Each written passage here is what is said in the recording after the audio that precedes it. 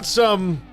I mean, there's just some interesting things coming out of Scottsdale, and like just things we can kind of kick around today. Again, nothing concrete after those meetings, but you can kind of start to see, where the possible futures are for everything now. Like it's kind of whittling down the possibilities. I do believe for the Pac-12 and what's going on and where they could wind up and all of that, but.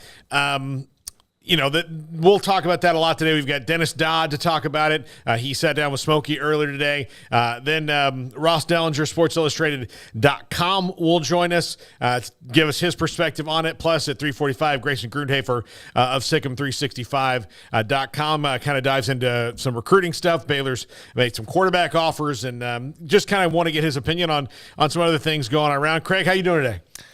Doing well, Paul. Yeah. Doing pretty good, and our co-host John Cena, hope he's doing okay as well.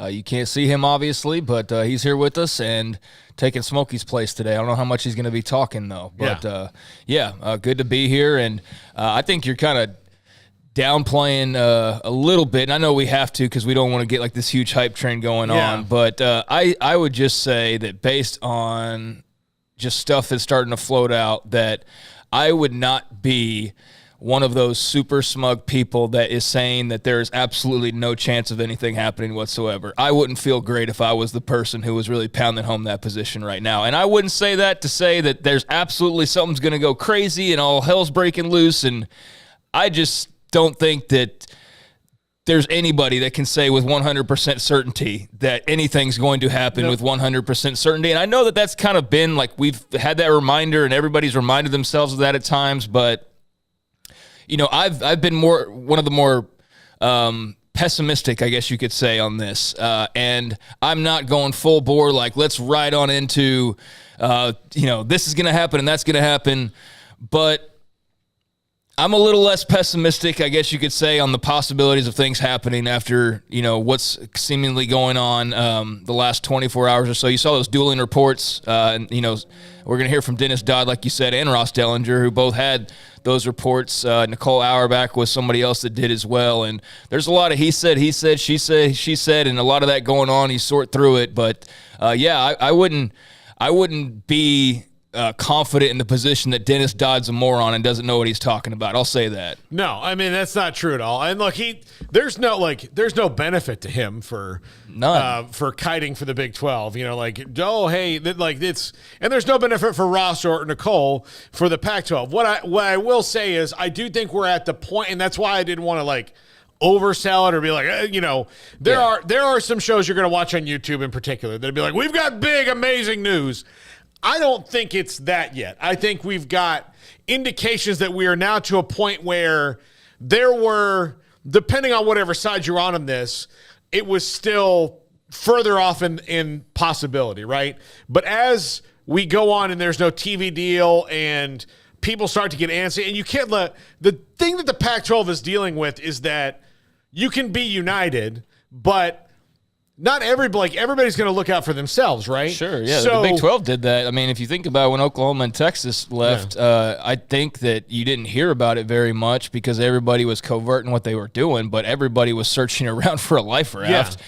And then they realized, oh, crap, there's maybe one life raft for anybody, and that's not even a good one. It's a shark's already bitten into it. It's not even floating well, and so how about we all stick together? And that's kind of what it was. And, I think there's a lot of other, expansion talk out there that's good and fun and all of that. I mean, there can be some parts that get a little wonky and crazy, and you're just like, I don't know about that. It just seems like that's a little funky. But I can't speak for everybody, but I know we certainly don't speak out of, try to create stuff out of thin air or anything like that. I still believe that the Pac-12 will stay together when all is said and done. But I guess that, as time goes on, even my position on that's just starting to weaken a little bit, if that makes sense, because now it's just, it's getting to a point where, there's all this back and forth and, eventually something's got to give. So we'll see. But, I'm just not my percentages are going down as far as my belief that I've carried throughout most of this thing. But I'm still a believer that it will all in the way that we expect it to. But I don't know, man. There's that window that's cracked open, and I don't think that that's a fake thing at all that's being talked about in any way, shape, or form. No, and the thing is, you've got 10 schools who have to look out for themselves, and it's not like at the Pac-12 offices, there's like a wall with a meter where George Kliavkoff can look and see, like, how confident am I at? Like, how in is Arizona right now? What's Utah feeling this morning? Like, how do they, like, what happened in the meetings that they had? When they talk amongst themselves, where do the ADs and presidents start to veer as they start to really look and break down the information that's privy really only to them? So, like, things can change in so much of a hurry because you don't know, who's in whose ear and what the mood is right now. Now, the best thing for the Pac-12 as it stands is to stick together at this exact moment, but I think we're at the point now where it's not going to take a big gust of wind necessarily to knock some people off track. It might not take that much anymore. I think that you're starting to see, like, this is dragged on enough to where you have to look enough into the, every possible future in the multiverse that can happen and eliminate ones that are ridiculous. And we're now down to about, to me, a couple of possibilities that you have to kind of decide. And knowing also when you make that decision that nothing is permanent, right? That 3 years into the deal that you make, you could be right back here again, which is, to me, would be another concern. Because if I'm going to make a deal and then have to do this again in 3 years, then I'm going to be like, why am I making this deal if I can make another one right now? Yeah, I think that's the strength that the Big 12 has is after what they went through. And like we just got done saying about the life rafts, and they all were swimming around and they realized, like, oh, our only chance is to all, like, lock arms and float together, right? Like, that's what they all realized. And I think they know that now. And now you brought in Brett Yormark and you've rallied around him and you're open to all these new ideas and you're getting some good publicity. And, some of it, depending on the direction it's coming from, is maybe shots across the bow at the way you're doing it. But regardless, you're getting publicity, and Brett Yormark strikes me as the type of guy that's not looking for any type, but certainly is not going to shy away from most of it, right? So they're certainly being talked about a lot more than they were before, and I know a lot of people call BS on this or that as far as this whole expansion thing. It's not just all speculation, man. This isn't just all bone, no meat. I'm not saying there's a ribeye on the table, but there's not just an empty bone sitting there at the moment. So there is stuff that you can actually chew on that's legitimate. And, I think that at this point, it would be a concern to me that not only does there seem to be like this, I don't know, brother, like I don't want to oversell like the Big 12 and the cohesion and all that, but it's probably as close as it's ever been, right? I mean, It has to be. So I don't know if brotherhood's too strong a word, but everything's working out for them for the first time in maybe forever. Right, and they all seem to be okay and happy, and they like the trajectory that they're on, so there's this cohesion that's there that really wasn't there before, and there's a sense of like, we're going to be okay. Like, there's definitely some more mountains to climb, but we're going to be okay, at least for the foreseeable future. And I don't think anybody can really bank on, besides the Big Ten or the SEC, what like 10 years from now is going to look like. But they know that for the next, 5 years or so, they're going to be fine. And I think my concern, if I was a Pac-12 a school or whatever, would be like, okay, if we get this deal, then we get this deal. But it's like, what is that? Like, that's why we keep coming back to, like, you got to see the deal. Like, it's just one thing to say, well, they'll get it. Okay, they get it. But like, what does it say? Like, we pointed out the money piece of it so often, and like, it would really have to be a down, it really have to see the money drop way down for it to be significant enough, you would think, to move on. But there are other pieces to it, and I think one of those pieces that's probably not talked about often enough is the security. Like, I know that 5 years isn't a ton, but it's sure as heck better than the unknown of whatever it is right now. So if you're talking about, hey, we're going to sign a 5-year deal, but nobody's going to be under grant of rights because not everybody's on board with that. Well, don't you think that's a little bit problematic? Mm-hmm. Now, we don't know if that would be the case, but again, is everybody's going to jump on board blindly? No. What do they need? They need to see the deal. Where is it? We don't know. It's still out there. Well, it doesn't end till next year. Okay, fine. They still have time, but you also have to plan ahead, and you have to think about your future. And so I do think that's where a lot of PAC schools are. It's like, we believe in what we're going to get, and it's all well and good, but there are questions about what that's going to look like and the strength of it all. Because what if somebody's like, I don't want to sign a grant of rights? Well, then the whole thing's a house of cards to begin with. And that's what I think the concern would start to be for me if I was like an Oregon State fan or a Cal fan or whoever that's wanting it all to stick together, would just be like, the longer that you do go on, regardless of what the media is saying or whatever, like, you still have to have proof in the pudding. And there's been, sure, a lot of talk, but there hasn't been a lot of substance, seemingly. So yeah, that's it's an interesting place where we're at right now, and I do agree that we're at an interesting kind of phase here, and I think others who have their sources or whatever have alluded probably to that, but I feel really good about where we're getting talks from, and sort of the stuff that we've heard. And I know that there's a lot of stuff going on in Scottsdale that Ross will be able to fill us in on, and Dennis to an extent as well. It's interesting times, that's for sure. Look, and to clarify what Dennis said and what he meant, and you'll hear him say this to Smokey here in about 10 minutes or so. One, he did not say that ESPN was completely out. He said that in the meeting, the ESPN, programmer, the administrator, whoever you want to call him, whatever he was, executive, said, according to his source, said that the Big 12 is one of the 3 leagues we're going to be working with. And as that stands right now, today, Cinco de Mayo, 2023. Hey, Cinco de Mayo. We didn't even start off with that. Come on now. Let's go. Cinco de Mayo, 2023. That's true, right? They're not working with the Pac-12 right now going forward. Now, could that change? Yes.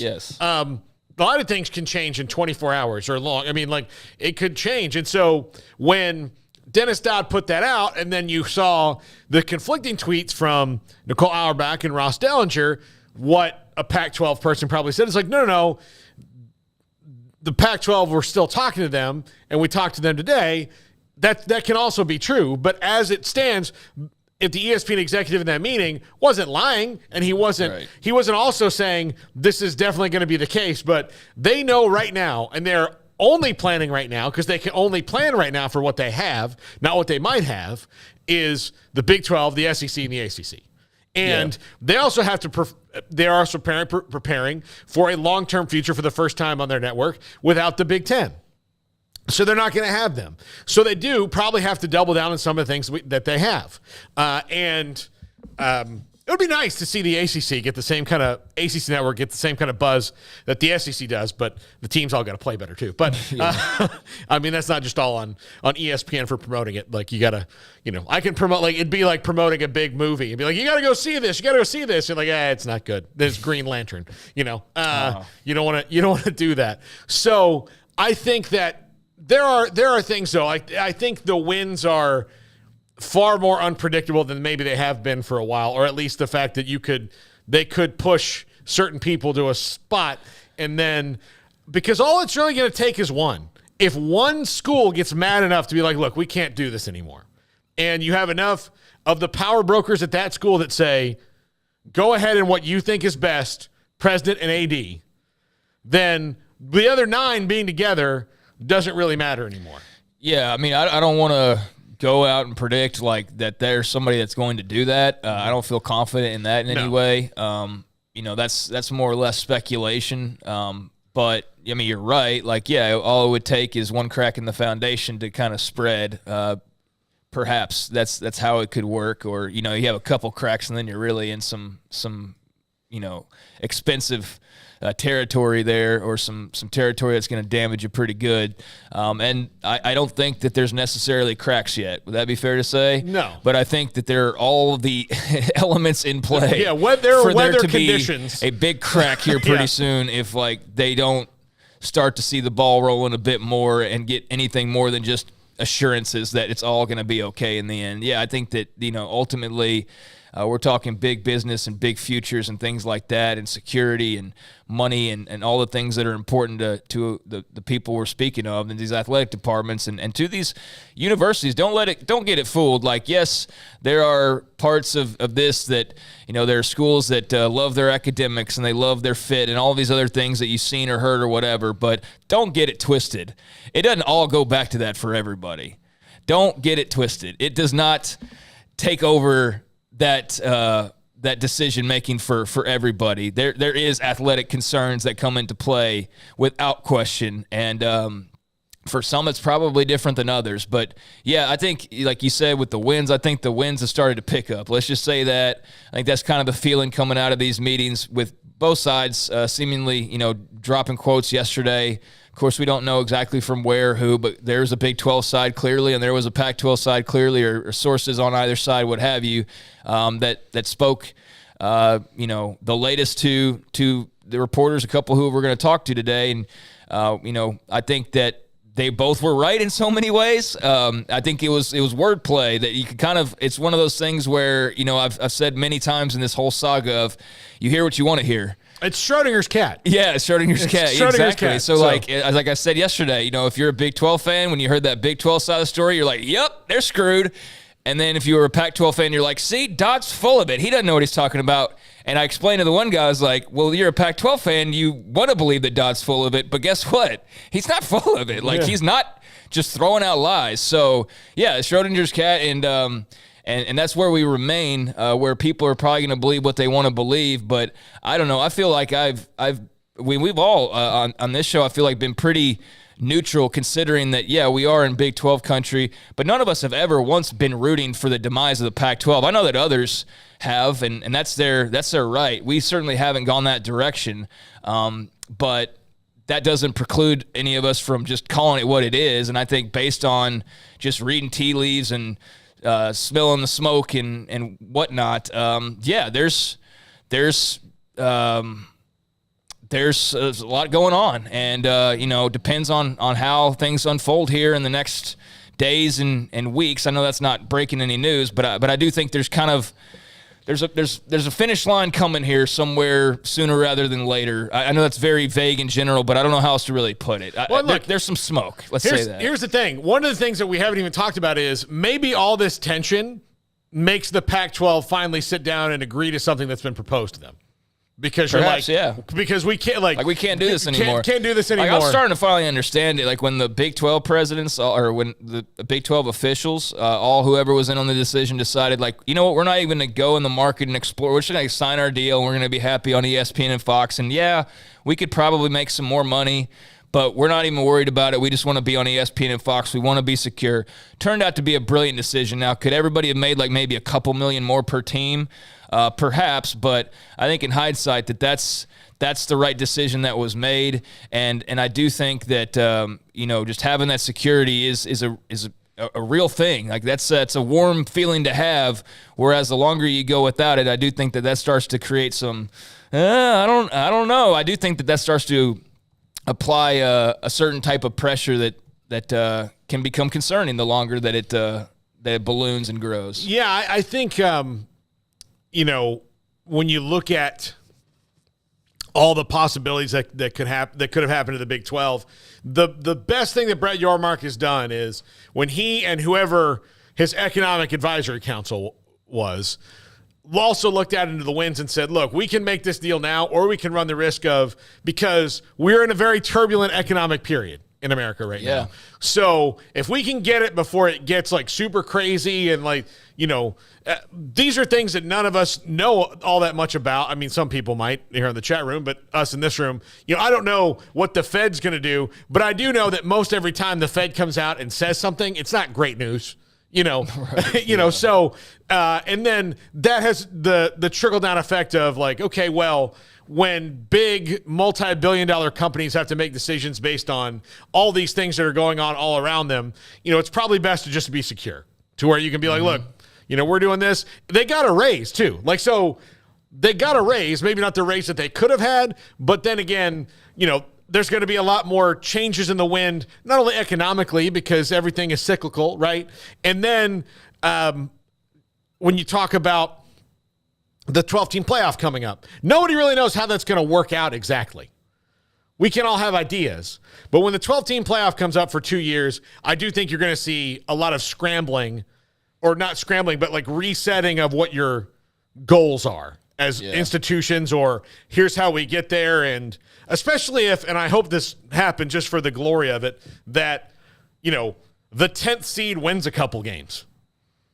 You know, be nice. I don't know how much of an odds there are, but yeah, it'd be nice. But that would, if that happens, and again, I do think you're seeing, there's still some separation at the top where the best 5 or 6 programs are going to kind of hoard everybody. Right. But with the transfer portal and playing time and the immediacy of everything right now, that is starting to balance out. We saw it, completely on display in basketball this year. And the reason we see saw it with TCU getting to the national championship. TCU national championship. So in this year, you see TCU national championship, and you see what happened in the Final Four, and it can happen. It'll happen faster in basketball because you don't, you can't turn over. You can turn over a roster really quickly in basketball. Football, maybe. Well, in basketball, you don't have like 10 yeah. positions that you have an advantage on, at the field on any given time. Like with the defensive line in some conferences, or the offensive line versus the offerings in other conferences. So you automatically have this massive advantage over a school. Whereas like you might have a better center, but hey, you can play around that a little bit, or at least attempt to.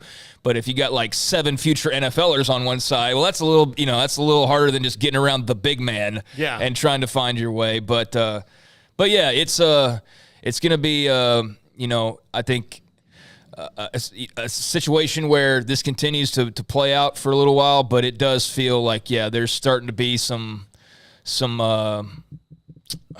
winding down of it for everybody's sake. I guess the point, I kind of lost my train of thought. Something about when the Big 12 made their deal. But, I do think the Pac-12 guys have to be like suddenly getting a little bit like, what the heck's going on? And where's the deal? And they would like that security as well. And that the longer it does go on, that it does lead to maybe a fracturing of the belief or just a little bit of uneasiness. And as you said, all it takes is 1 or 2, and then all of a sudden the whole thing's a little bit shaky. We're not obviously reporting that there's anything like official or anything like that, to be very clear. But I see there's other speculation out there. And I know that, just based on the tea leaves that we've read over the last 24 hours, that there's definitely not a position that I would feel comfortable in saying 100% there's absolutely nothing that's going to change. And this is never going to happen. You idiots, quit with your stupid tweets and whatever stupid names you want to call somebody. Call them names all you want to, but I'd be, treading lightly at the moment if I were people that want to do that. That's all I'm saying. Yeah, absolutely. All right, when we come back,